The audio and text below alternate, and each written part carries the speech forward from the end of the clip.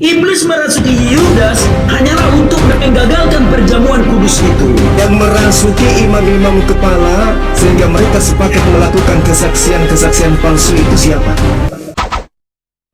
Salam satu Tuhan. Para sahabat, dukung semua ya channel Densa News Muslim. Di like, di subscribe, di share sebanyak mungkin untuk supaya mencegah sahabat-sahabat kita di luar sana tidak terpengaruh terhadap pemurtadan.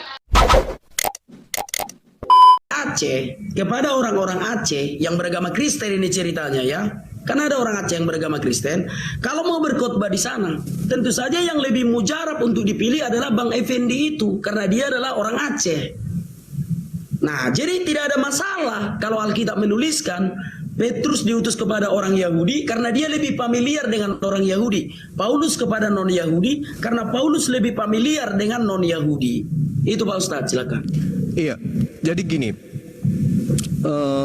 kan jelas tuh bahwasanya Bani Ishak kemudian diajarkan Taurat, Zabur, Yeremia, Yesaya, Daniel dan seterusnya. Itu data-data buat mereka gitu ya. Lalu kemudian dikatakan dalam Yeremia 31, aku akan mengadakan perjanjian baruku dengan Bani Israel dan Bani Yehuda. Aku akan memasukkan hukum Taurat ke dalam batin setiap Bani Israel. Belum lagi kita lihat di dalam penegasan Ulangan 33 nomor 4 dikatakan bahwasanya hukum Taurat itu adalah hak kepunyaan milik Bani Yakub. Artinya ketika Yesus datang mengaku di dalam Matius 15 nomor 24, aku diutus hanya kepada domba. Domba itu Bani Israel, Yeremia 50 nomor 17. Nah, sekarang Kristen ini kan awal mulanya Roma. Ini siapa yang mengajarkan kekristenan ini ke Roma itu loh. Sedangkan Bani Ishak diajarkan menjadi Yahudi, Bani Ismail menjadi Islam. Nah, Kristen ini Bani siapa yang ngajarin gitu loh, Bang? Silakan. Baik, sudah aku jawab tadi Bang. Di dalam Matius 16 ayat 18 Tuhan Yesus berkata, di atas batu karang ini aku akan mendirikan jemaatku, alam maut tidak akan menguasainya. Itu kata Tuhan Yesus. Lalu jemaat itu berdiri. Petrus, Yakobus, Yohanes dan murid-murid Tuhan yang lain ke-70 murid Bang. Lalu perintah Tuhan Yesus lagi, jadikan seluruh bangsa muridku, baptislah mereka atas nama Bapa dan Putra dan Roh Kudus. Makanya kami orang Batak dibaptis. Gitu loh. Iman kekristenan itu adalah jemaat yang didirikan Tuhan Yesus di atas batu karang, Matius 16 ayat 18. Karena perintah Tuhan Yesus lah untuk mendirikan jemaat itu, maka jemaat itu ada. Lalu karena perintah Tuhan Yesus yang mengatakan, jadikan seluruh bangsa muridku, maka bangsa-bangsa menjadi murid Tuhan Yesus. Itulah dasar iman Kristen Bang. Baik, kalau Pak Ustadz tadi mengatakan hukum Taurat itu kekal bagi orang Israel, jangankan bagi orang Israel. Kalau kita mau selamat, hukum Taurat itulah keselamatan kita sebelum Tuhan Yesus datang. Gitu ya. Jadi setiap manusia yang mau selamat harus melakukan hukum Taurat. Kalau nggak melakukan hukum Taurat, repot. Hukum Taurat itu kekal. Setiap orang harus melakukan hukum Taurat itu.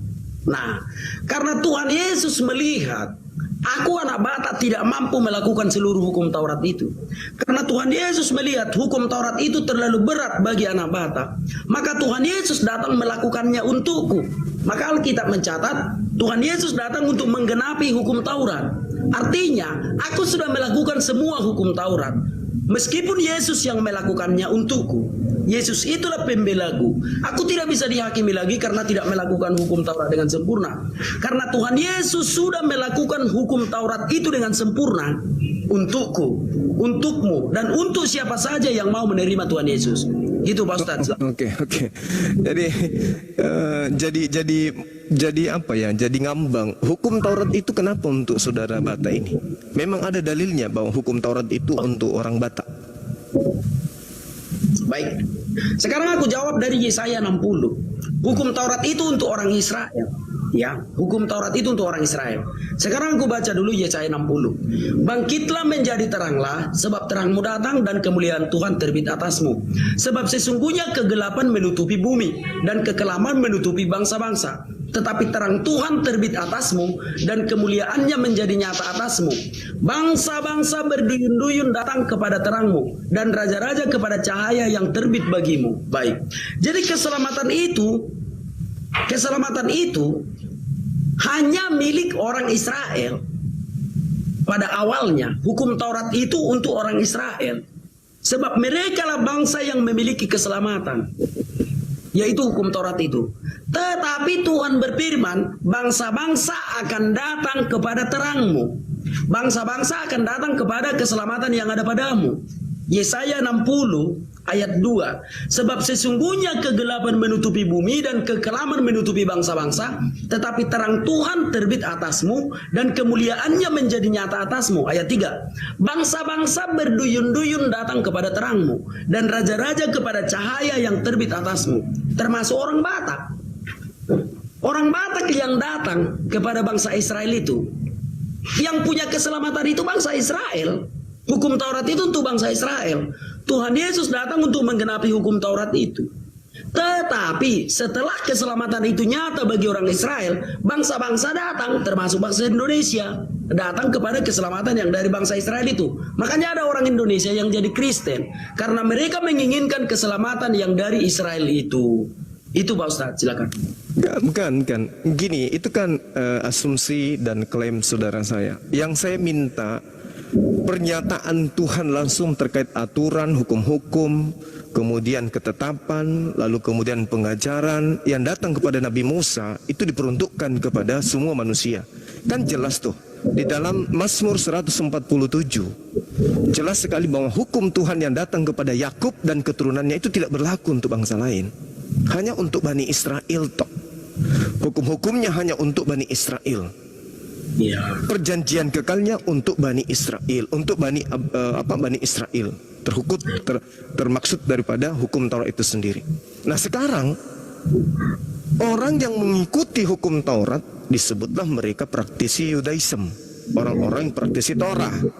Oke, kami umat Islam praktisi Quran. Nah sedangkan yang datang kemudian di pengajaran orang Yahudi Bani Yakub itu adalah ketetapan yang hanya mengikat Bani Israel tok. Nah sedangkan pengajaran-pengajaran yang datang kemudian berikutnya yang datang disebut perjanjian baru, Lukas, Markus, Matius dan juga surah-surah Paulus itu dituliskan untuk non-Yahudi. Saya tambahkan sedikit. Ketika saudara mengatakan jemaat mula-mula, jemaat yang didirikan praktisi Taurat adalah jemaat yang menjalankan hukum Taurat. Pertama mereka harus belajar kemudian Taurat. Mereka masuk ke rumah ibadah dengan prosesi yang jelas. Mereka harus mentahirkan diri, mensucikan diri, utamanya sunat. Jemaat mula-mula itu tidak mungkin kemudian adalah orang-orang Roma, orang Yunani, nggak mungkin. Karena Paulus sendiri mengatakan di dalam Galatia 2 nomor 14, orang yang tidak bersunat adalah orang yang hidup secara kafir. Jadi bagaimana mungkin Petrus yang dipesan oleh Yesus dalam Matius 10 nomor 5 nomor 6 dikatakan bahwasanya Yesus berpesan kepada ke-12 muridnya agar jangan ke bangsa lain. Jangan ke bangsa lain. Jadi Petrus, jemaat yang didirikan mula-mula sudah pasti adalah praktisi Taurat. Tidak mungkin Kristen. Kenapa Kristen? Karena Kristen pertama kali nanti di Antioquia. Sedangkan yang datang ke Antioquia bukan Petrus. Yang datang ke Antioquia adalah Barnabas dan juga Paulus. Itu pun mereka pecah kongsi. Nah yang disebut pengikut Kristus adalah pengikut Paulus pertama kali di Antioquia. Itulah jemaat di Antioquia yang mula-mula, bukan di Yerusalem. Karena Yerusalem, kalau ada orang Romawi dan Yunani masuk ke rumah tempat ibadah, mereka dianggap najis. Boleh Anda baca di Yehezkiel 44 nomor 9 atau di Kisah Para Rasul. Itu banyak sekali data yang kemudian mengatakan bahwasanya orang najis tidak boleh masuk ke tempat sucinya Bani Israel. Itu silakan. Baik, ya. Aku tetap menjawab dari hal yang sama ya. Kalau orang Kristen itu berasal dari jemaat yang didirikan Tuhan Yesus. Coba kawan-kawan baca di dalam Matius 16 ayat 18. Bahwa Tuhan Yesus berkata, di atas batu karang ini aku akan mendirikan jemaatku, alam maut tidak akan menguasainya. Itulah dasar iman orang Kristen. Lalu Pak Ustadz tadi mengatakan kalau Petrus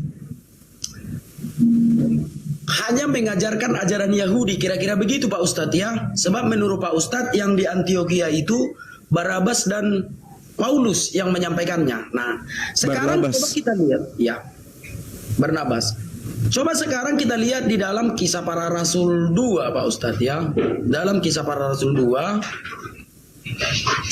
ketika tiba hari Pentakosta, semua orang percaya berkumpul di satu tempat. Tiba-tiba turunlah dari langit suatu bunyi seperti tiupan angin keras yang memenuhi seluruh rumah di mana mereka duduk, dan tampaklah kepada mereka lidah-lidah seperti nyala api yang berterbaran dan hinggap pada mereka masing-masing. Maka penuhlah mereka dengan Roh Kudus. Waktu itu di Yerusalem diam orang-orang Yahudi yang saleh dan dari segala bangsa di bawah kolong langit. Ketika turun bunyi itu berkerumunlah orang banyak. Mereka bingung karena mereka masing-masing mendengar rasul-rasul itu berkata-kata dalam bahasa mereka sendiri.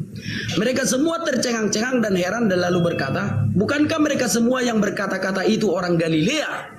Bagaimana mungkin kita masing-masing mendengar mereka berkata-kata dalam bahasa kita sendiri, yaitu bahasa yang kita pakai di negeri asal kita. Kita orang Partia, Media, Elam, penduduk Mesopotamia, Yudea, Kapadokia, Pontus dan Asia, Frigia dan Pamfilia, Mesir dan daerah-daerah Libya yang berdekatan dengan Kirene, pendatang-pendatang dari Roma. Baik orang Yahudi maupun penganut agama Yahudi, orang Kreta dan orang Arab, kita mendengar mereka berkata-kata dalam bahasa kita sendiri tentang perbuatan-perbuatan besar yang dilakukan Allah. Mereka semuanya tercengang-cengang dan sangat termangu-mangu sambil berkata-kata seorang kepada yang lain, apakah artinya ini? Tetapi orang lain menyindir, mereka sedang mabuk oleh anggur manis. Asbabun nuzulnya begini. Pernah di satu ketika orang-orang Yahudi, murid-murid Tuhan Yesus itu yang notabene adalah orang Yahudi, berkumpul di satu rumah di Yerusalem. Lalu Roh Kudus menghinggapi mereka.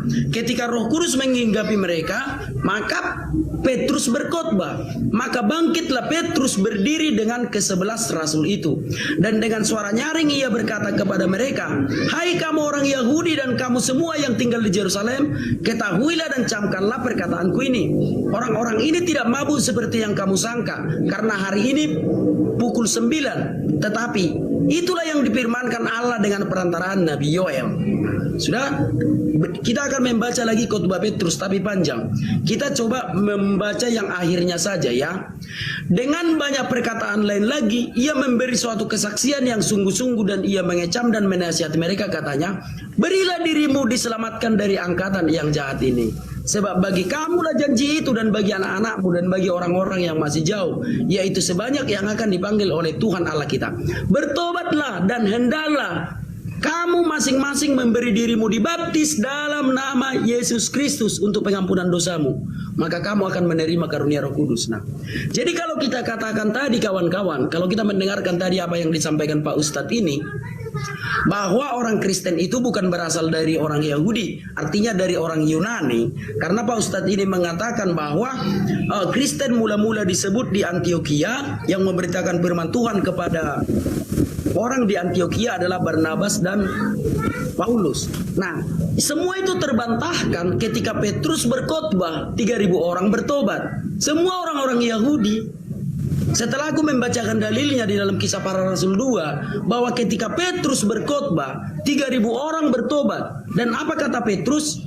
Kisah Para Rasul 2 ayat 38, jawab Petrus kepada mereka, bertobatlah dan hendaklah kamu masing-masing memberi dirimu dibaptis dalam nama Yesus Kristus untuk pengampunan dosamu, maka kamu akan menerima karunia Roh Kudus. Jadi hanya ada satu kata, entah siapa yang salah, gitu loh. Kalau Pak Ustadz mengatakan Kristen itu dari orang Yahudi, lalu aku sudah menjelaskan bahwa Kristen itu adalah ketika awalnya adalah jemaat yang dikatakan Tuhan Yesus akan didirikannya di atas batu karang. Lalu Petrus berkhotbah, 3.000 orang bertobat. Semua orang-orang Yahudi gitu. Ya itu iman kami Pak Ustadz. Itu iman kami kekristenan. Silakan. Ya, saya menghargai itu iman saudara, saya menghargai. Jadi gini, ketika kemudian di pengajaran Yesus kepada Bani Israel, Kan jelas Yesus tidak mengajarkan Markus, Lukas, Matius, kisah para rasul, surah-surah Paulus. Yesus tidak ajarkan itu. Tetapi kemudian mereka di dalam kehidupannya sebagai seorang praktisi Torah, di dalam catatan orang yang kemudian menulis kitab Matius mengatakan dalam Matius 23, Yesus berkata, jangan kau mengikuti ahli Taurat. Mereka hanya mengajarkan tapi mereka tidak mempraktekkan. Kan gitu. Artinya ketika Yesus kemudian diterima sebagai utusan Tuhan, barulah mereka disebut jemaat. Ketika Petrus kemudian mengajarkan untuk dibaptis dalam nama Yesus, artinya mereka menerima Yesus sebagai utusan, bukan menerima Yesus sebagai Tuhan. Itu poin.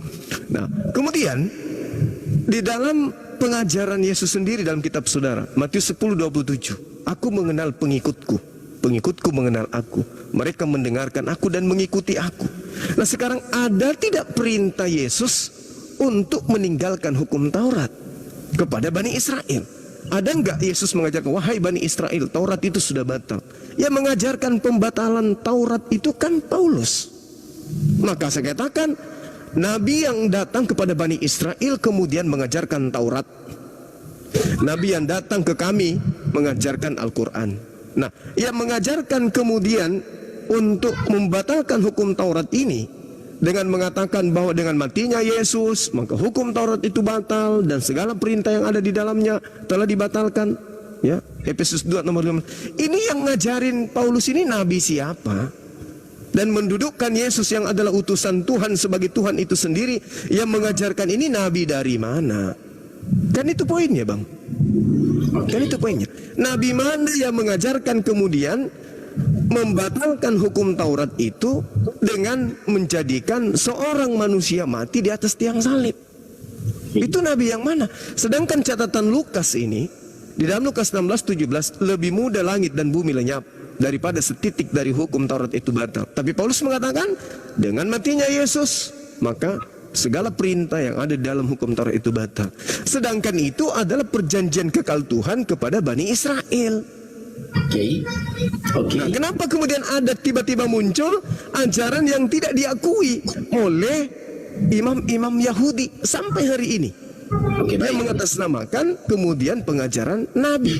Nabi siapa? Kan gitu. Nabi mana yang mengajarkan kemudian mengatakan bahwa Tuhan pencipta langit dan bumi datang mati dibunuh oleh manusia? Inilah Kristen. Yesus sendiri tidak ngajarin itu, Bang. Coba silakan. Baik, oke. Artinya ada peningkatan. Kiranya Roh Kudus membukakan hati siapa saja yang mendengar diskusi ini. Ya, aku mengucapkan terima kasih kepada Roh Kudus karena Bang Juma akhirnya mengakui bahwa Petrus membaptis orang dalam nama Yesus, kan begitu? Begitu ya? Itu memang diakui Bang Juma ya, bahwa Petrus memang membaptis orang-orang dalam nama Yesus. Tak masalah. Mau Yesus itu sebagai Tuhan kah? Mau Yesus itu sebagai Nabi kah? Artinya Pak Ustadz sudah mengakui bahwa Petrus membaptis orang dalam nama Yesus. Baik, terima kasih Pak Ustadz. Itulah otoritas kebenaran firman Tuhan itu. Ketika Roh Kudus bekerja, tidak ada yang bisa membatasi. Artinya, kawan-kawan boleh membuka hati untuk Yesus. Sekalipun dia bukan Tuhan bagi kawan-kawan. Sekalipun dia bukan Tuhan bagi kawan-kawan. Bolehlah kawan-kawan dibaptis dalam nama Yesus. Karena kebenaran tetaplah kebenaran. Seperti yang disampaikan Pak Ustadz Juma tadi, kalau Petrus memang membaptis orang dalam nama Yesus, terserah mau Yesus itu Tuhan kah, mau Nabi kah. Yang penting baptis dulu dong dalam nama Tuhan Yesus. Lambat laun kawan-kawan akan mengetahui siapa Yesus itu. Tetapi dalam proses pertumbuhan iman, kawan-kawan aku mau sampaikan step by step. Sebab di seluruh muka bumi ini, di bumi dan di sorga, tak satu pun orang yang paling mulia, yang lebih mulia dari Tuhan Yesus Kristus. Enggak ada. Terima kasih Pak Ustadz.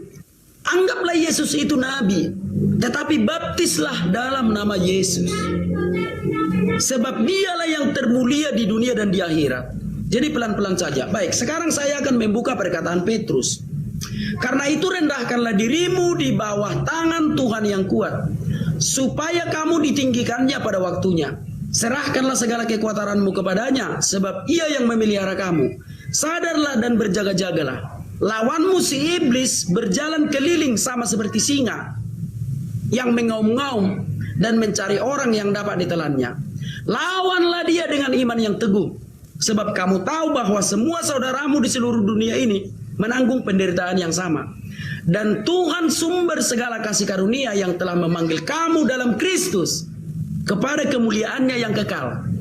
Dalam tanda kutip, anggap aja Yesus itu bukan Tuhan. Akan melengkapi, meneguhkan, menguatkan dan mengokohkan kamu sesudah kamu menderita seketika lamanya. Ialah yang empunya kuasa sampai selama-lamanya.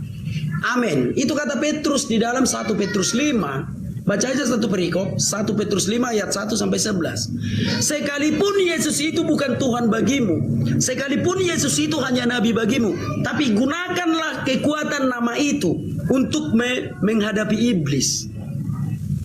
Itu ya kata Petrus itu ya dalam 1 Petrus 5 ayat 1 sampai 11. Jadi kalau kawan-kawan yang tidak percaya Yesus itu Tuhan, kalau kawan-kawan mau mengusir setan, usirlah dalam nama Yesus.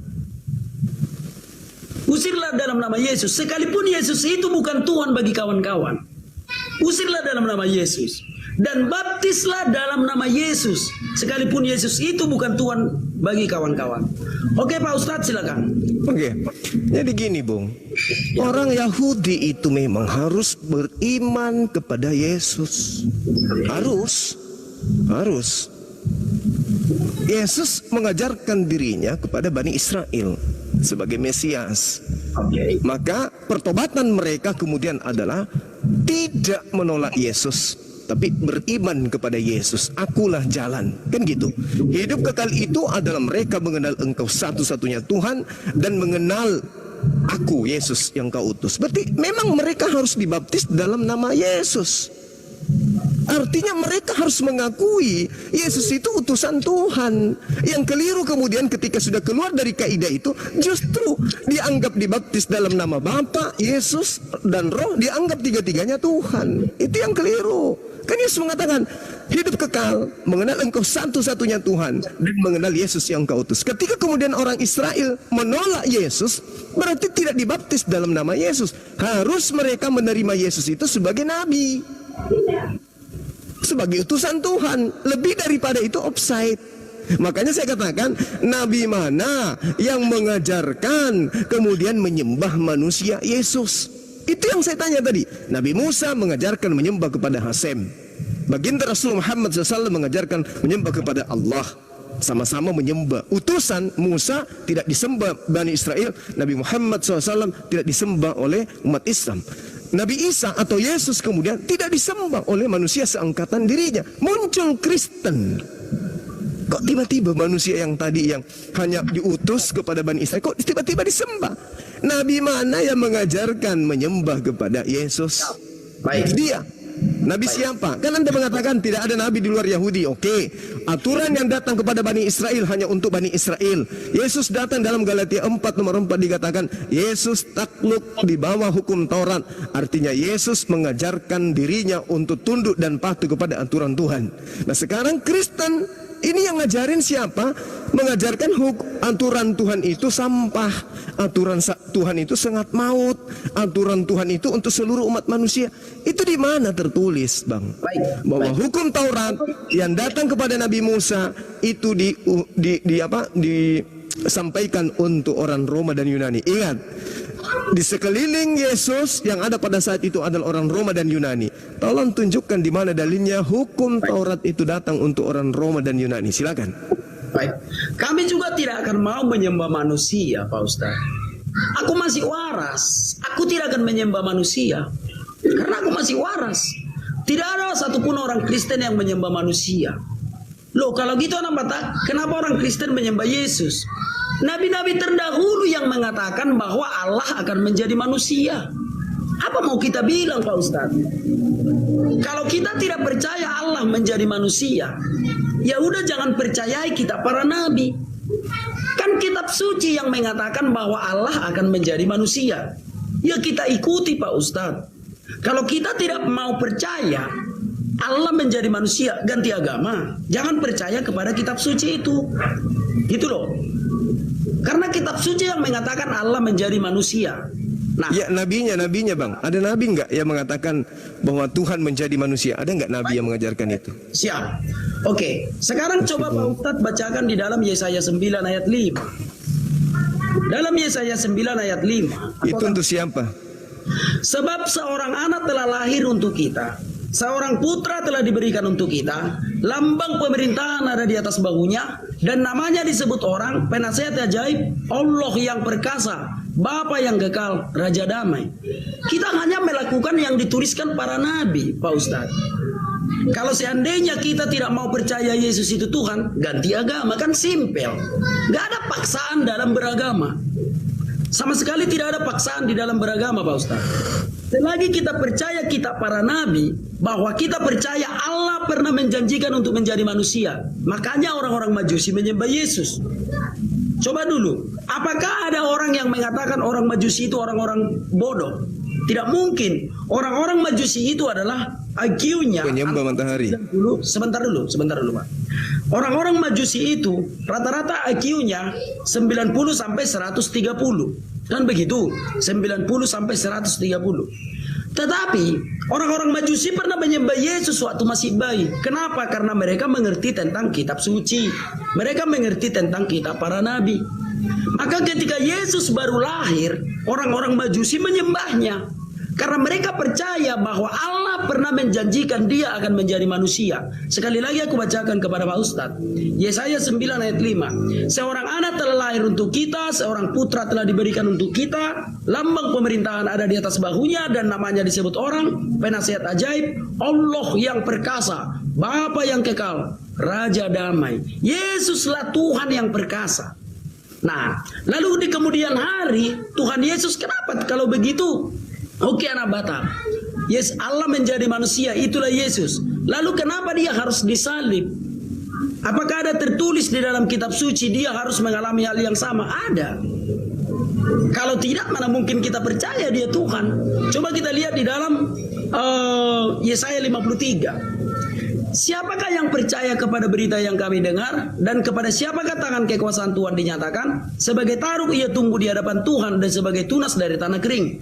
Ia tidak tampan dan semaraknya pun tidak ada sehingga kita memandang dia, dan rupa pun tidak sehingga kita menginginkannya.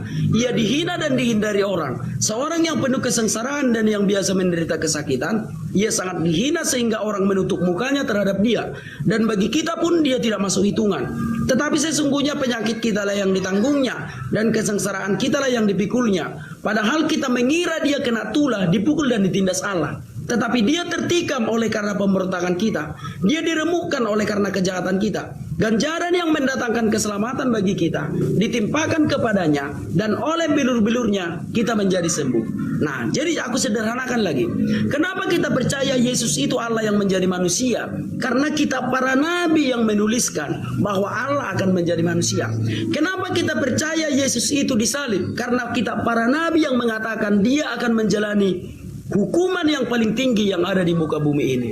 Itu Pak Ustadz, silakan Pak Ustadz. Oke, baik. Anda mencoba mengambil Yesaya 53. Lalu kemudian Anda mengambil Yesaya 9 nomor 5.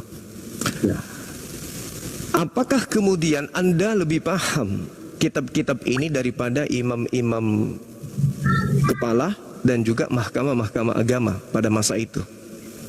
Mana lebih paham Anda daripada mereka mahkamah-mahkamah agama yang duduk di mahkamah agama dan imam-imam kepala? Oke. Baik. Silakan. Oke. Paham mana dengan Anda? Ya, baik. Tentu saja mereka lebih paham. Mereka lebih paham. Mereka Oke. lebih paham, ya. Kalau mereka lebih paham, kenapa mereka membuat kesaksian-kesaksian palsu untuk membunuh Yesus? Oke. Baik. Karena itu bagian dari rencana Allah bahwa Yesus datang ke dunia harus untuk mati, Pak Ustadz. Di mana itu tertulis?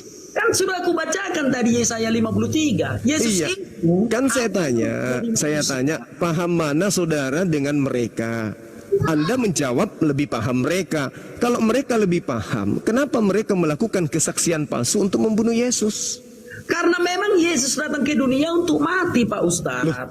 Itu sudah bagian dari rencana Allah. Kan udah kubacakan tadi dalam Yesaya 53 tentang penyaliban. Kalau itu untuk mati, kenapa mereka membuat kesaksian-kesaksian palsu? Matius 26 nomor 59. Mereka adalah orang-orang yang dipilih Tuhan, Pak Ustadz. Kenapa melakukan kesaksian palsu kalau begitu? Memang begitu kronologi kejadiannya, Pak Ustadz. Karena Iya, Yesus harus mati. Anda kan mengatakan bahwa ahli Taurat, imam-imam kepala, mahkamah-mahkamah agama lebih paham Yesaya, lebih paham kitabnya mereka daripada Anda. Oke. Kalau Anda saja mengatakan itu sudah tertulis di kitabnya orang Yahudi, maka mereka lebih tahu kenapa mereka harus membuat kesaksian palsu demi untuk membunuh Yesus kalau memang sudah ada di kitab mereka tertulis telah lahir seorang anak, Yesaya 9. Kalau itu untuk Yesus, kenapa mereka masih melakukan kesaksian palsu? Dan bahkan Pilatus mengatakan dalam kitab saudara, jelas di Matius 27 dikatakan bahwa Pilatus mengatakan bahwa mereka menghakimi Yesus, melaporkan Yesus untuk dieksekusi karena dengki terhadap Yesus, bukan karena ada nubuat. Oke, baik. Silakan. Ketika Tuhan Yesus ada di dunia, semua sudah dinubuatkan bahwa dia harus mati. Jadi harus terjadi. Apapun yang terlibat di dalamnya adalah orang-orang yang dipilih Allah untuk menggenapi apa yang sudah dinubuatkannya.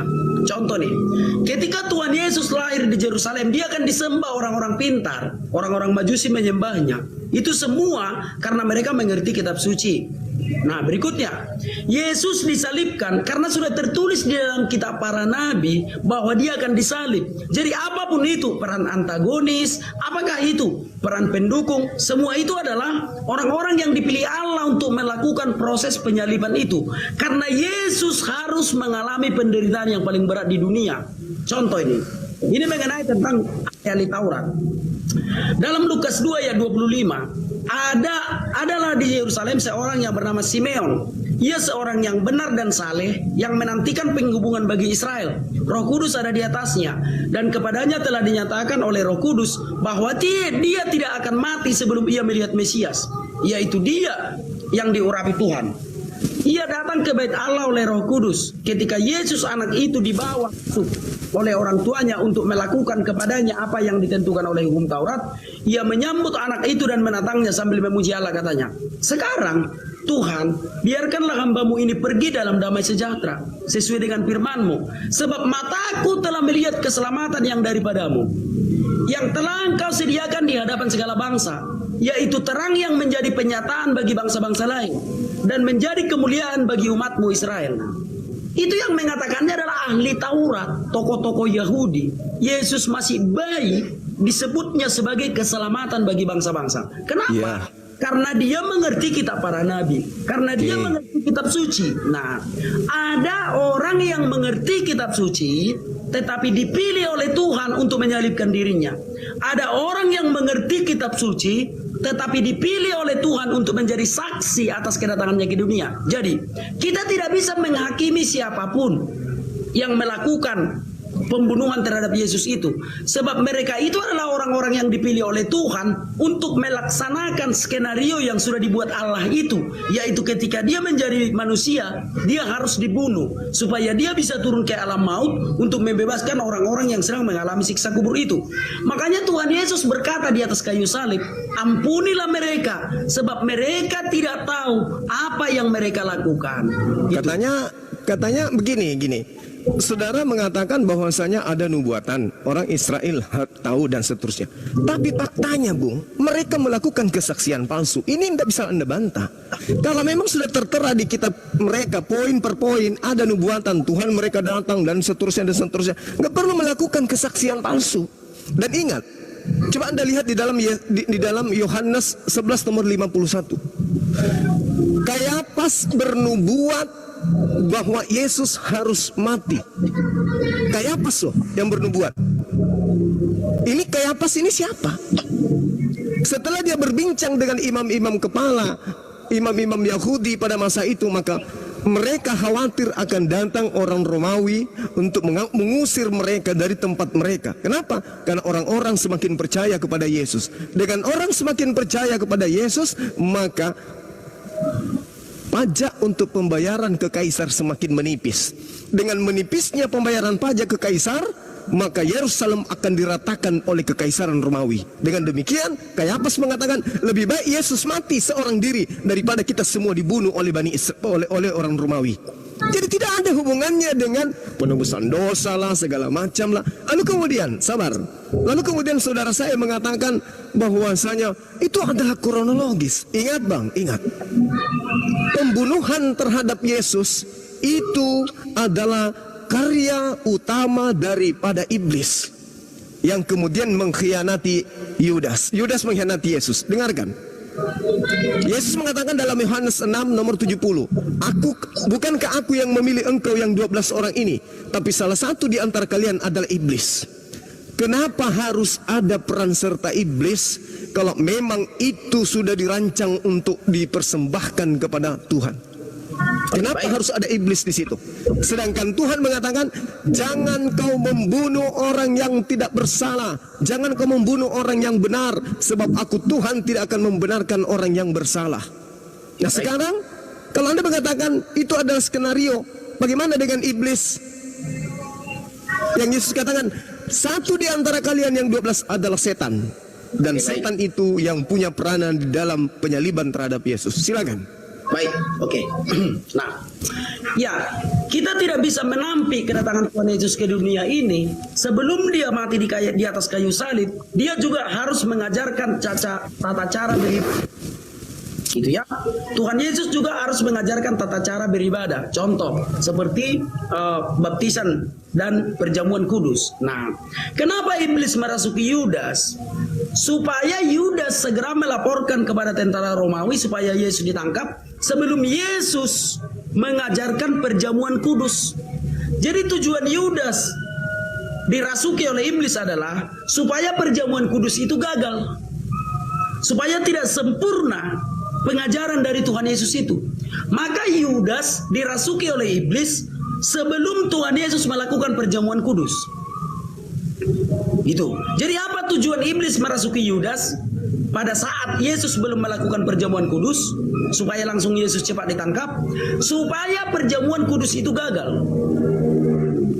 Nah, jadi hanya itu tujuan iblis, supaya gagal perjamuan kudus yang diajarkan Tuhan Yesus. Maka iblis merasuki Yudas agar segera melaporkan mengkhianati Yesus itu, tetapi nggak berhasil. Apa kata Tuhan Yesus?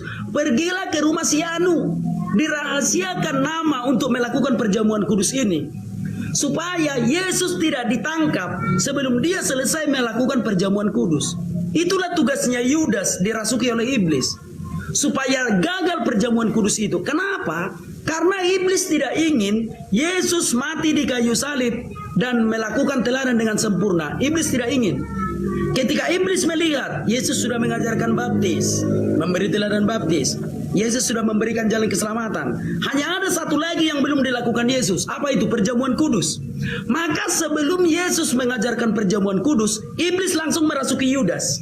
Supaya apa? Supaya Yesus langsung ditangkap, biar jangan sempat diajarkan perjamuan kudus itu.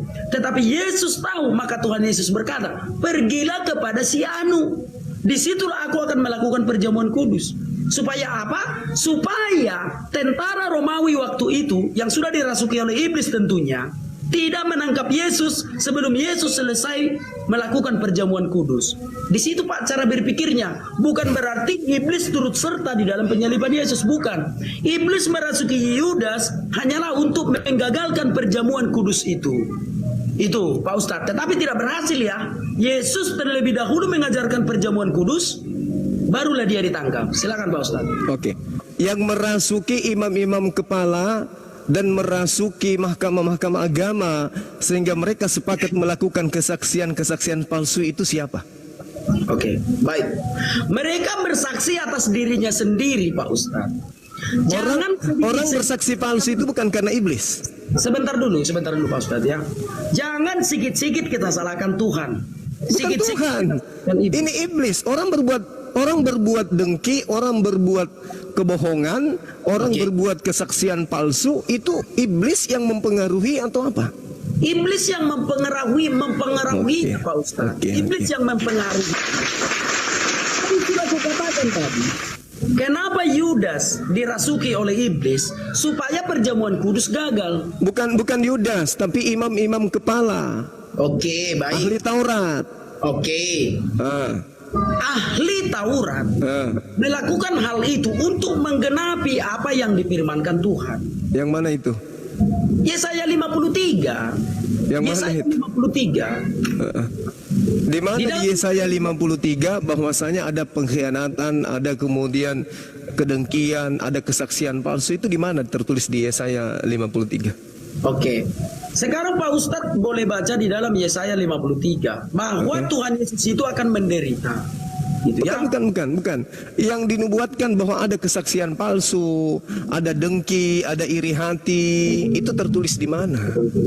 Oke, baik. Tentu saja tertulis di dalam kitab para nabi. Contoh Iya. pengkhianatan. Contoh pengkhianatan itu ya bahwa sebentar ya, ia akan dikhianati. Kalau dikhianati kan udah jelas tadi, Yudas Oke. mengkhianati, itu udah jelas. Nah sekarang ini berkongko-kongko orang-orang ahli Taurat, kemudian untuk melakukan kedustaan, kesaksian palsu dan seterusnya, untuk membunuh si Yesus, itu tertulis di mana nubuatannya? Ya tertulis di dalam kitab suci Pak Ustadz. Contoh kita lihat di dalam Markus 10. Contoh sebentar ya, kita lihat di dalam Itu kalau Markus bukan nubuatan itu. Yang kita ceritakan ini terkait dengan nubuatan yang Anda sebutkan bahwa imam-imam melakukan itu untuk menggenapi. Tadi Anda mengatakan iblis merasuki Yudas untuk menggenapi perjamuan kudus, untuk menggagalkan itu. Oke. Sekarang apa yang merasuki kemudian imam-imam kepala, mahkamah-mahkamah agama, sehingga mereka melakukan kesaksian-kesaksian palsu. Kalau benar bahwa pembunuhan itu adalah rekayasa Tuhan, kenapa harus ada kepalsuan? Iya, karena itulah yang harus terjadi Pak Ustadz. Itu Kata yang siapa? harus terjadi. Kata siapa? begini. Contoh, dengarkan dulu Pak Ustadz. Bagaimana mungkin Yesus akan dihukum kalau tidak ada dusta dari mahkamah agama? Nah, ini yang saya tanya, kenapa harus ada dusta? Ya, karena itu yang terjadi. Iya, kenapa itu yang terjadi? Begitu sama Kalau pembunuhan terhadap Yesus itu adalah nubuatan yang ada dalam kitabnya Yahudi, kenapa harus ada dusta? Ya, karena manusia itu memang berdosa Pak Ustadz. Loh, Kenapa harus ada dosa itu? Nanti Pak Ustadz bilang. Sebab manusia itu bukan. Kenapa kalau ada nubuatan tentang pembunuhan Tuhan, sudah direncanakan Tuhan untuk datang mati, kenapa harus ada kebohongan, ada di sana kesaksian palsu? Kenapa? Tidak ada kesaksian palsu Pak Ustadz. Tetapi semua yang terjadi itu sudah Matius- digariskan untuk terjadi. Matius 26:59 Anda katakan tidak ada kesaksian palsu. Gini Pak Ustadz, dengarkan dulu Pak Ustadz. Semua yang terjadi itu sudah digariskan Tuhan untuk terjadi. Semua yang terjadi itu, penyalipan itu, dalam sudut pandang kita manusia, apakah kita mau menyalahkan tentara Romawi yang menikam Tuhan Yesus itu? Is okay. Dalam sudut pandang kita sebagai manusia. Berarti Tetapi Tuhan, sebagai Kristen, berarti semua Tuhan itu yang harus terjadi. berarti Bukan Tuhan yang melakukan harus kesaksian-kesaksian palsu ini. Sebentar dulu Pak Ustadz. Tidak ada kesaksian palsu tentang penyaliban Yesus. Matius 26 nomor 59. Ya, silakan. Memang begitu kronologinya Pak Ustadz. Apa yang harus kita protes? Memang begitulah kronologinya. Iya, justru kronologisnya ini yang saya pertanyakan. Kenapa di kronologi ini harus ada kesaksian palsu? Ya memang itu yang terjadi Pak Ustadz. Justru itu yang saya tanya, kenapa itu terjadi? Lama-lama nanti Pak Ustadz akan bertanya, kenapa Adam harus berdosa? Oh, bukan. Itu nanti Bukan, saya murni bertanya, kenapa harus ada kesaksian palsu? Memang yang begitu yang terjadi Pak Ustadz. Itu Iya, yang justru karena itu kenapa harus ada kesaksian palsu? bilang aja lah kenapa harus ada dosa, bilang aja lah sekalian. Itu yang terjadi. Kesaksian palsu yang kutanya. Sama saja Pak Ustadz. Iya, tapi yang tertulis di situ kesaksian palsu. Sudahlah Pak Ustadz, sudahlah. Penting aku melawan Pak Ustadz berdebat, betul. Penting aku. Sudah aku bilang sama Pak Ustadz, coba dengarkan dulu. Itulah yang terjadi. Ada yang cuci tangan, Pilatus cuci tangan. Kan begitu. Pilatus memang tidak bersalah. Pilatus justru mengatakan di dalam Matius 27:18 bahwa imam-imam Yahudi melakukan penangkapan dan meminta supaya mereka menghakimi Yesus karena kedengkian. Coba Anda baca Matius 27. Iya, paham. Itulah yang terjadi. Nah, itu Pak Ustadz. justru karena itu terjadi, kenapa harus ada dengki? Kenapa Ustadz menanyakan kepadaku kenapa harus itu terjadi? Lah, kan Anda, saudara saya tadi mengatakan bahwa imam-imam Yahudi, mahkamah-mahkamah agama lebih tahu kitab mereka daripada saudara. Gini, dengarkan dulu Pak Ustadz, dengarkan dulu ya. Dengarkan dulu. Ya. Kalau Pak Ustadz mengatakan tadi, kenapa mahkamah agama itu harus bersaksi dusta? Apa yang bisa kujawab? Itulah yang terjadi. Kenapa? Artinya tidak ada nubuatan. Dengarkan dulu Pak Ustadz, dengarkan dulu. Kenapa tentara Romawi itu harus menikam Yesus? Ya itulah yang terjadi. Kenapa dia harus bersaksi dusta terhadap Yesus? Itulah yang terjadi. Karena dosa itu sudah ada. Lama-lama nanti Pak Ustadz menanyakan sama aku, kenapa Adam harus berdosa? Bukan begitu saudaraku, bukan begitu. Paham aku Pak Ustadz. Itulah Anda mengatakan ada nubuatan tentang Tuhan akan datang mati. Anda mencoba Yesaya 9. Tetapi kitab suci yang mengatakan. Kitab Mana? suci mengatakan. Kalau ada mana? Loh, kan udah aku baca tadi dalam Nah, Yesaya. sekarang yang paham tentang kitab yang Anda sebutkan itu Anda atau ahli Taurat? Sebentar dulu Pak Ustadz. Pak Ustadz udah mau apa? Agak membelokkan. Kitab suci yang mengatakan bahwa Allah itu akan menjadi manusia. Aku bacakan ya. Aku baca dulu Pak Ustadz. Di mana tertulis Allah jadi manusia itu saja udah keliru itu, Bang. Dengarkan dulu Pak Ustadz. Jangan Pak Ustadz bilang aku yang menganggap manusia Tuhan itu jadi manusia, bukan. Tuhan melalui para nabi terdahulu yang mengatakan bahwa Allah akan menjadi manusia. Yesaya 9 ayat 5. Kenapa mereka tidak mengimani itu? Mereka mengimani Pak Ustadz. Faktanya hari ini mereka tidak Kristen. Yahudi Pak Ustadz. Faktanya mereka hari ini tidak Kristen. Orang Yahudi. Faktanya mereka hari ini tidak Kristen. Mereka Kristen tetap sampai hari ini Pak Ustadz. Oh tidak. Aduh gimana ceritanya. Sekarang begini. Kalau memang ada poin itu, mereka mengimani Tuhan akan datang menjadi manusia dan seterusnya. Lalu ketika Yesus datang dan mengatakan itu adalah Tuhan kita, kenapa harus melakukan kesaksian palsu? Yesus kenapa harus ngumpet? Kenapa dia tidak melakukan kerjasama? Kenapa harus ada iblis? Kenapa harus ada kedengkian? Kenapa harus ada kesaksian palsu? Kenapa? Tadi aku sudah menjawabnya Pak Ustadz. Itulah yang terjadi. Ya, justru itu yang kutanya, kenapa harus itu terjadi? Ustadz tanyakan aku, kenapa seseorang harus melakukan dosa? Itulah yang terjadi. Nah, justru itu kutanya saudaraku. Sebentar dulu Pak Ustadz, kita mundur dulu ke yang tadi. Kenapa Bapak bilang orang Yahudi nggak percaya? Orang Yahudi percaya Yesus itu Tuhan sampai sekarang. Mereka adalah orang-orang yang ada. Dengarkan dulu, dengarkan dulu Pak Ustadz. Nggak usah ketawa dulu, nggak usah. Lucu soalnya. Nggak usah ketawa dulu. Dengar ya. Lanjut. Orang Yahudi percaya Yesus itu Tuhan dan mereka beragama Kristen sampai sekarang. Lalu Pak Ustadz akan merujuk kepada, dengar dulu Pak Ustadz, dengar dulu ya. Lalu Pak Ustadz akan merujuk kepada orang Yahudi yang ada sekarang. Bagaimana mungkin orang Yahudi yang baru datang ke sana tahun 1941 kita jadikan rujukan? Orang Yahudi yang ada di sana sekarang itu baru datang 1941. Sebelumnya Yahudi yang di sana sudah beragama Kristen. Itulah orang Kristen yang ada di Yahudi sampai sekarang.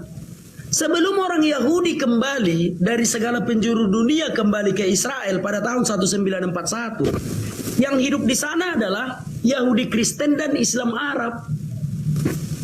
Jadi Yahudi yang ada di sana sejak zaman dulu sampai tahun 1941 sampai sekarang, mereka sudah beragama Kristen. Contoh kalau Pak Ustadz pergi sekarang ke Israel, pergi ke gereja, semua orang yang ada di gereja itu adalah orang-orang Kristen, yang sukunya adalah suku Yahudi. Terus kapan? Dengar dulu. Kristen diusir dari sana, Bang? Kapan? Dengarkan dulu Pak Ustadz, dengarkan dulu ya, dengarkan dulu. Nah, kalau Pak Ustadz mengambil rujukan bahwa mayoritas di sana adalah Yahudi yang tidak terima Yesus, itu Yahudi yang baru berangkat ke sana 1941. ketika mereka mendeklarasikan satu negara, berdatanganlah Yahudi-Yahudi dari segala penjuru dunia. Itulah yang menjadi malapetaka bagi seluruh umat manusia di situ. Jadi Yahudi yang ada di situ tidak bisa kita jadikan rujukan. Sebab sebelum mereka datang ke situ, sudah hidup damai antara Yahudi Kristen dan Arab Islam. Jadi orang Kristen mula-mula itu adalah orang Yahudi, tetapi bukan Yahudi yang baru mendirikan negara 1941 itu gitu. Pernah rupanya ini, saudara, pernah rupanya umat Islam ribut dengan Kristen tentang Masjidil Aqsa? Enggak ada, enggak pernah. Karena memang Kristen enggak pernah di situ. Bukan Kristen enggak pernah di situ. Contoh abang lihat gereja Kalam Kudus. Gereja Kalam Kudus itu ada di Yerusalem sudah sejak dulu. Bahkan di Gaza di Palestina, gereja Ortodoks, gereja tertua di dunia ini, tertua ketiga ada di situ.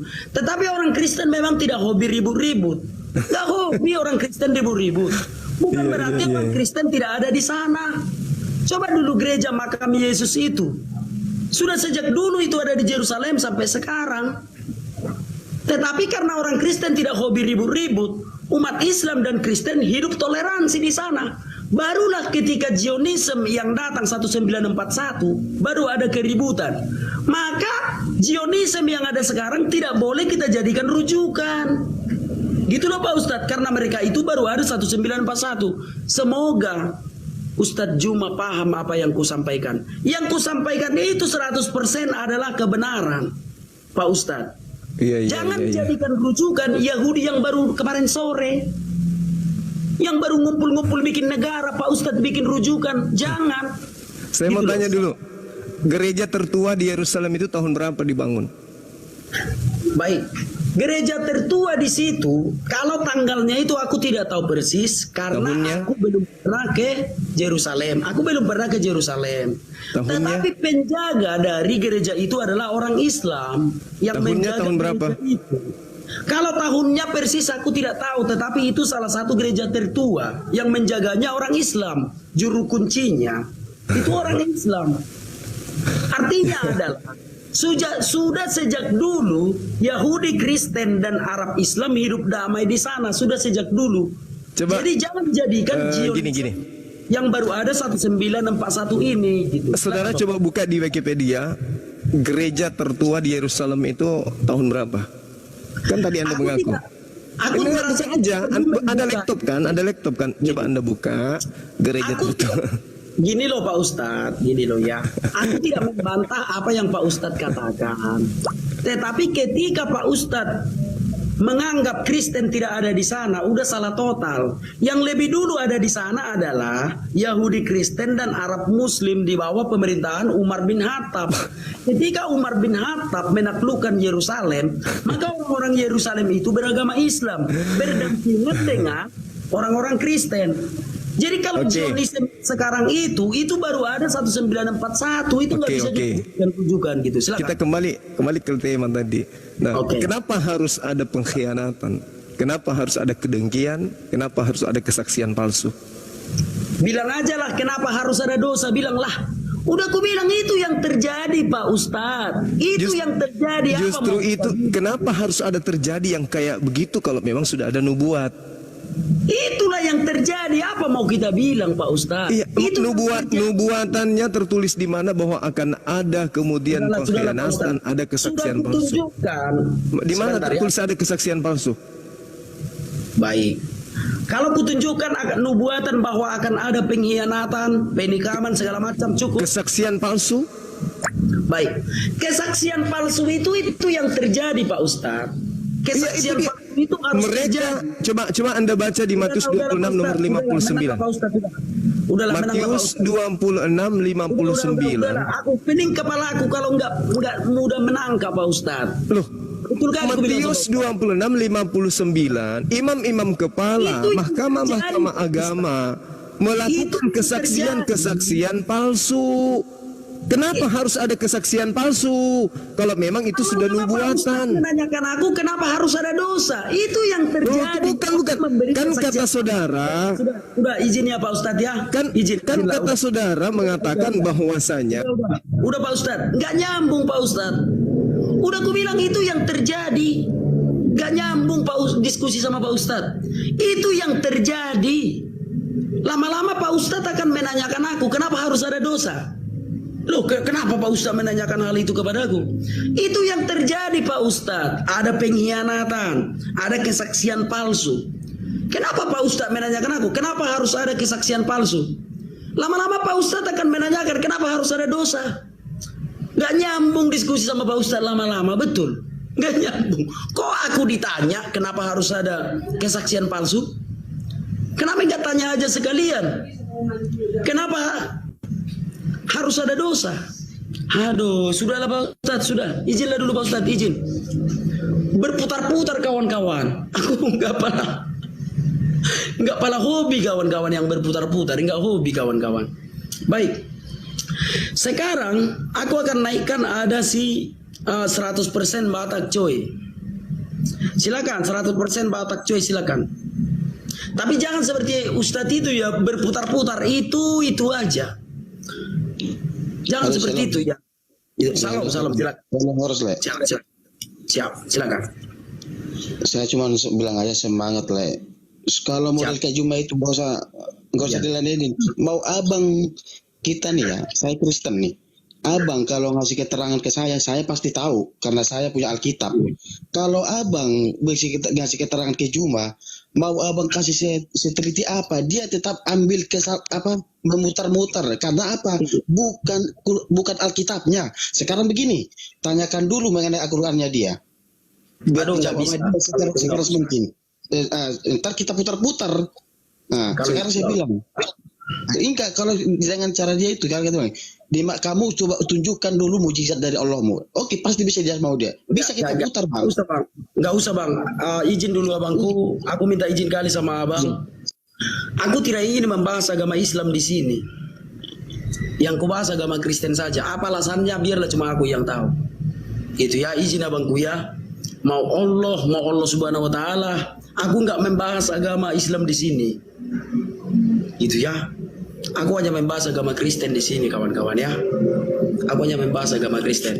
Tapi kalau berdiskusi seperti sama si Juma itu, ya ampun aku bah. Masa ditanya aku kenapa harus ada tipu daya? Ya itulah yang terjadi. Lama-lama ditanya aku kenapa harus ada dosa.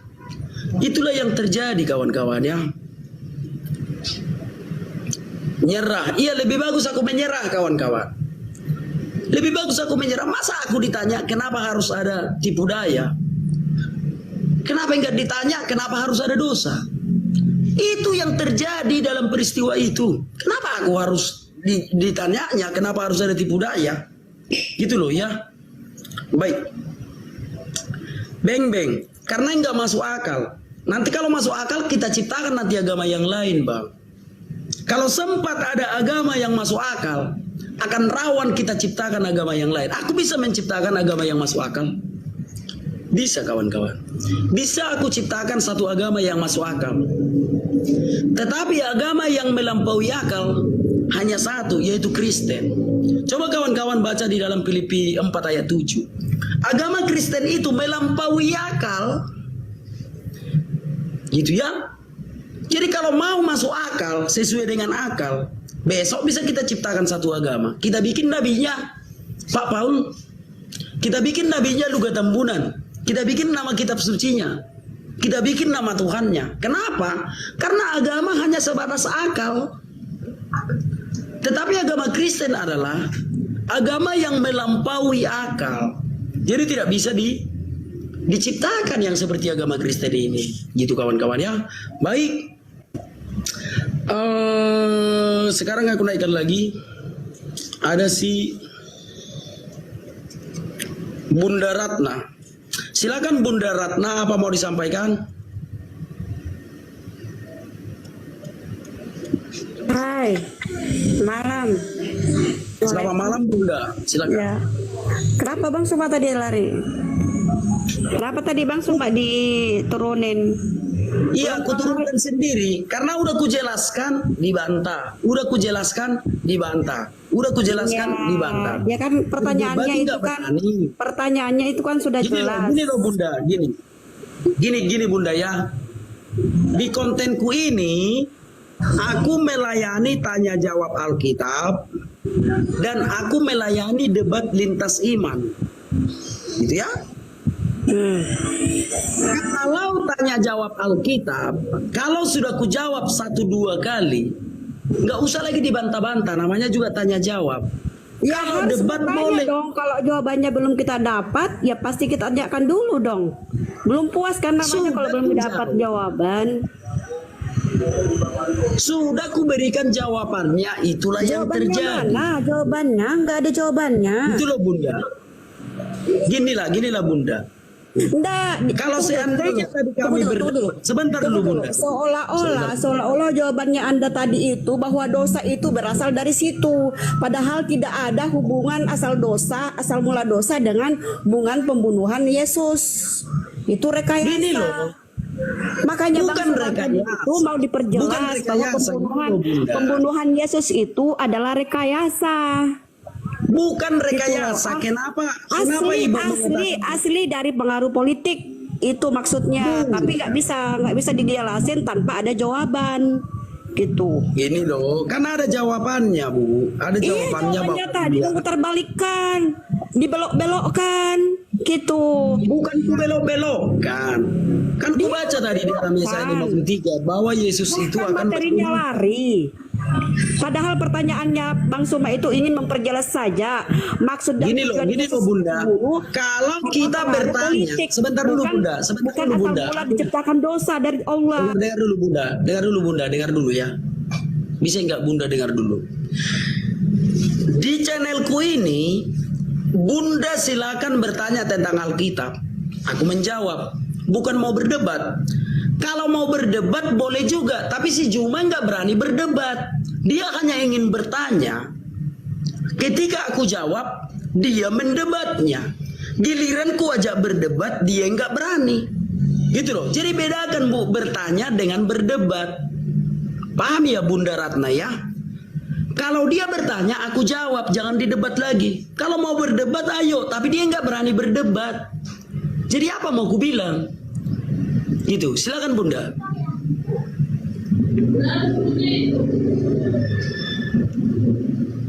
Silakan Bunda. Oke, mungkin sedang jauh dari perangkat. Bunda harus bisa bedakan mana bertanya, mana berdebat. Harus bisa Bunda bedakan. Kalau Bunda memilih bertanya, aku menjawab. Kalau mau berdebat, kulayani juga. Tapi Juma sampai sekarang nggak berani berdebat. Jawabannya salah katanya. Aduh, berarti kalian mau bertanya, jawabannya harus sesuai dengan hati kalian. Drone. Baru tahu aku ada yang bertanya, jawabannya harus sesuai dengan hati yang menanyakan.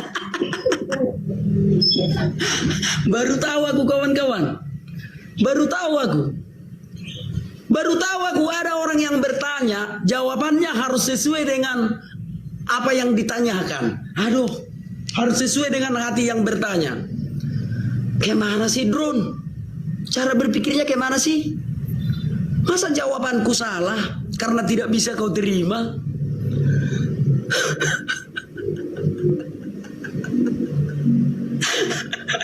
Aduh. Jadi kau bertanya, maunya jawabanku itu harus sesuai hatimu. Aduh.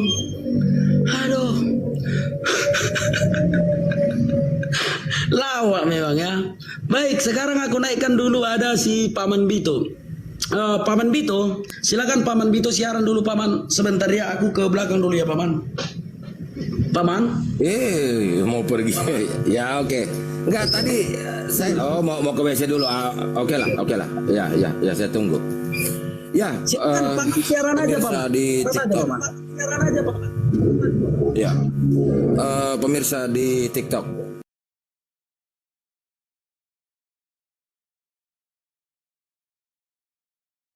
Karena saya sudah umur banyak, jadi saya teringat zaman itu saya masih kecil, semacam ada diktator waktu itu ya. Jadi dia paksakan jawaban kita. Saya kena imbas zaman PKI pada hari itu ya, tahun 70-an awal itu saya sudah SD ya. Orang tua pernah kena juga, diperiksa. Jadi ngeri memang kalau diktator itu ya. Jadi jelas sekali itu ada sifat diktator di situ. Ya, masa jawaban orang diatur, jawaban orang diatur. Jadi ngapain nanya? Tulis aja sendiri jawabannya sendiri dan tulis pertanyaannya sendiri ya. Gitu. Jadi gini. Tadi obrolan memang kecampur baur.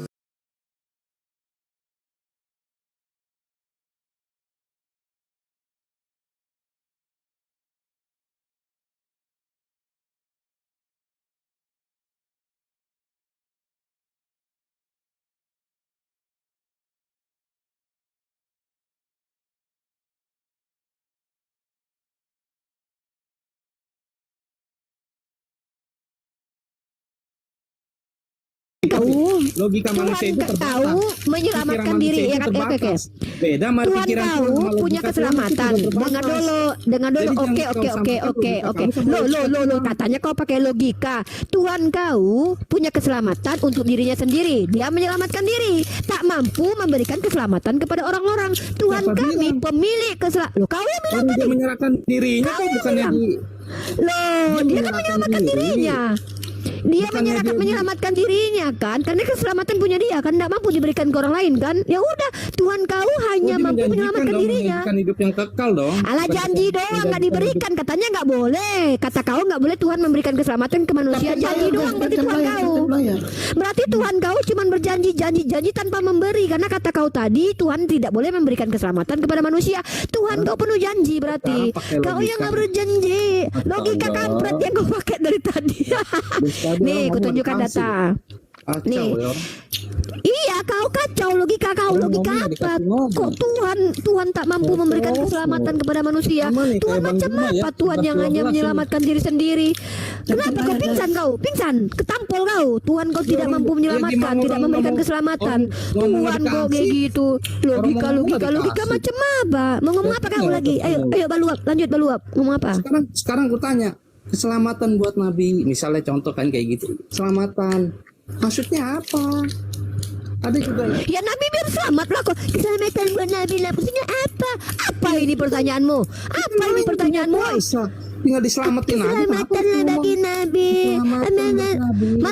Mana Tuhan saya bicara seperti itu? Mana? Nah, Allah saya bicara seperti itu di mana ada alilnya? Coba ketunjukkan ketika Allah.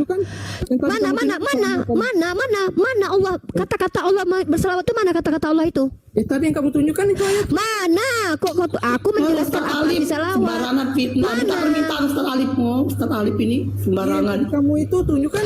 Mana data? Gini loh, baluap. Kau kan bilang keselamatan bagi Nabi. Mana Tuhanku bicara seperti itu mana? Data kau mana? Yang tadi kamu tunjukkan apa itu? Bah. Rahmat. Nggak jelas kau. Itu rahmat buat Nabi ya kan. Tuhan kau yang butuh Tuhan kau adalah Tuhan yang perlu dikasihani. Orang Makanya yang ada dalilnya. masih keramat. Kasihilah Allahmu. Tuhan kau aja perlu dikasihani loh. Kasihilah Allahmu, yang perlu dikasihani itu manusia, tapi Tuhan kau yang butuh dikasihani di dalam kitab kau. Kasihilah Allahmu. Kasihan memang Allahmu. Tuhan kau kasihan memang. Kasihilah Allahmu. Masa Iya, sedang Tuhan kau butuh dikasihani. Gitu loh maksudnya loh. Iya, berarti Tuhan kau butuh dikasihani kan? Lah maksudnya bukannya dikasihani. Lah maksudnya Tuhan kau kasihan memang, dia mati di tiang salib. Madu di tangan madu. Udah ada mencret. Tuhan kau butuh dikasihani, makanya diperintahkannya semua manusia. Kasihilah Tuhan Allahmu, karena memang kasihan dia. Aku aja kasihan nengok dia di tiang salib loh. Memang kasihan memang sih. Apalagi Sekarang aku tanya. baluap. Apalagi kau tanya aja sampai puas. Aku menjawab kamu- aja. Emang kamu nggak mengasihi Allah kamu? Aku tanya sekarang. Kamu nggak mengasihi Allah kamu? Sejak nggak pernah kami mengasihi Allah, karena Allah lah yang mengasihi kami. Tuhan kami tidak perlu dikasihani. Emangnya Tuhan kami mati kayak Tuhanmu dibonyokin? Buset. Masa Tuhan kami perlu dikasihani dibonyok? Tuhan yang perlu dikasihani dikasihani, adalah Tuhan yang butuh dikasihi. makan ikan goreng. Dikasihi. Tuhan yang butuh makan ikan goreng. Tuhan kami ini kepada Buat apa Tuhan kamu kami sholat, ini ayo? Buat apa kamu takwa. sholat? Kami Bukan karena mau kami mengasihi takwa. Allah kamu. Kami Enggak, takwa. sekarang aku tanya, Kami kamu takwa. sholat Kami sehari 5 takwa. kali. Karena aku Kamu takwa mengasihi kepada Allah, Allahku. itu namanya. Karena aku loh, Ngaco, kok maksa kau? Kok maksa? Ih, Enggak, kok maksa? lu ngaco. Nih, Kok lu maksa? sholat sehari berapa? 5 kali. Itu Iya. mengasihi Allah kamu enggak? Karena kamu takwa mengasihi, kepada Allah. mengasihi Karena aku dia, takwa. Karena aku dia. takwa. Kok ngeles ini? Kok aku yang sholat, kok kau yang paksa gitu loh? Iya, kalau kamu gitu sholat kan dong. kamu berarti mengasihi Allah kamu kan? Mengasihi Allah kamu. Loh, kok kau yang paksa? Kan aku yang sholat, aku yang jawab lah. Kan aku yang sholat kan? Ya, Aku yang sholat artinya kan? Nah udah, aku jawab dong. Sholat itu artinya berinteraksi dengan Allah. Kenapa aku berinteraksi dengan Allah? Karena aku kalau kamu itu Tuhan mengasihi kami nggak? tidak perlu dikasihani. Tuhan kami itu Oh, nggak kayak Tuhan kau dikasihani, bonyok. mengasihi. Loh, Dikasihani. kasih memang oke. Mengasihi. Tuhan kau itu kan minta dikasihi. Memang ia perlu dikasihi karena dia memang Tuhan yang perlu dikasihani Kamu juga sama karena anak dia mengasihi dihantam. nggak? Analoginya Saya tuh mengasihi mirip, Pak. anak. Oh iya dong, saya mengasihi anak. Kamu nggak? Saya mengasihi anak saya. Nah, Tuhan iya saya udah, bukan anak anak kamu saya. mengasihi kamu Berarti nggak? Tuhan Anak kamu kamu kayak anak mengasihi saya. kamu nggak? Berarti Tuhan kamu kayak anak saya. Berarti perlu dikasihani, perlu Ya, dikasihi. analoginya begitu. Kita anak-anak kamu emang siapa? Cocok lagi loh. Kau yang anaknya atau Tuhan Loh. kau? Hah? Lah, jadi kamu nggak mengasihi Allah kamu berarti kamu ya? Tuhan kau perlu dikasihi dan dikasihani. Loh, saya Siripun takut. mengasihi Saya Allahnya. takut. Saya mencintai Allah saya. Saya Ya, namanya mencintai mengasihi. lebih dari itu. Artinya Loh, kok cinta masa? mengasihi apa? Loh, kok masa cinta dengan kasih aja katanya berbeda? Kok masa Beda. kasih Beda gimana ini, Pak? maknanya. Makanya Artinya sama. Loh, kok Beda maknanya beda artinya sama. mengasihi, Maknanya aja udah beda mencintai. artinya kok bisa sama coba? Maknanya aja udah beda kok artinya bisa sama. Mengasihi apa? Mengasihi apa? Mengasihi apa? Bah, kalau kita mencintai berarti ini apa? Kita mengasihi dia. Ya udahlah Niko, udahlah mencret aja lah. Ada apa? Udah tanya lagi lah yang lain. Kesian aku sama kau. Timing kamu itu mencet. Apa Niko? Kamu Tuhan yang perlu mencret dikasihani. loh, protes Ya. Takut ya, takut ya? Kasihlah. Takut ya? Iya takut banget. Oh berarti si Rita ini nggak mengasihi Allahnya. Berarti jangan sholat kamu lima waktu. Ngapain? Aku mencintai Kamu nggak Allah usah aku ngasih dong. Allah kamu. Loh. Iya dong. Kok memasa-masa? Loh, Tuhan kamu kami katanya nggak itu mengasihi tidak perlu Allah dikasih. kamu. Loh. Kalau saya mencintai gimana dong? Ya mencintai sama mengasihi apa bedanya? Ya mencintai ya beda. Mencintai lebih luas daripada mengasihi. Mencintai Mengasihi sama mencintai apa Kok ketawa? bedanya? Kok ketawa? Nah, Iya, oke. mengasihi Ketika sama kamu mencintai. ketika kamu Emang mengasihi pacar orang kamu ODGJ, mencintai. oke. Ketika kamu mengasihi Pasangan ODGJ, kamu kamu mencintai. diam dulu. Ketika kamu mengasihi ODGJ, kamu mencintai ODGJ enggak? Oh berarti Allah kamu dipacarin sama kamu. Dicintai juga. Ketika kamu mengasihi ODGJ, kamu mencintai ODGJ enggak? Kamu mencintai Allah kamu. Berarti kamu pacaran Loh dong. kan? Kok nggak Iya, jawab? iyalah. Kok nggak jawab? Ketika kamu mengasihi kamu mencintai, ODGJ, kamu maka kamu pacaran. mencintai ODGJ. Mengasihi. Ketika kamu Benar. mengasihi ODGJ, kamu mencintai ODGJ enggak? Karena Ripa mengasihi Allahnya, makanya dia sholat lima Tidak waktu. dijawab Itu yang guys. benar, Ayo teologinya. tidak dijawab guys. Cinta itu lebih luas daripada kasih. Saya mencintai Allah saya sepenuh hati. Buktinya saya takwa kepada Allah sana. Kau mengasihi ODGJ ya kan? Kau cinta nggak sama mencintai. ODGJ? Berarti kalau sama suami mencintai juga dong. Oh iya Mencintai dong, suami. itu lebih luas. Mencintai anak, mencintai suami itu di atas kasih karena saya mencintai. Nah sekarang ku tanya Mencintai samamu. sama mengasihi lebih jauh ya? Lebih di atas Oke, mana? Lebih oke. mencintai, Kalau gitu, bukan oke, mengasihi. Oke. Saya tanya sama kamu. Ketika kau mengasihi ODGJ nggak yang ada jalan-jalan itu?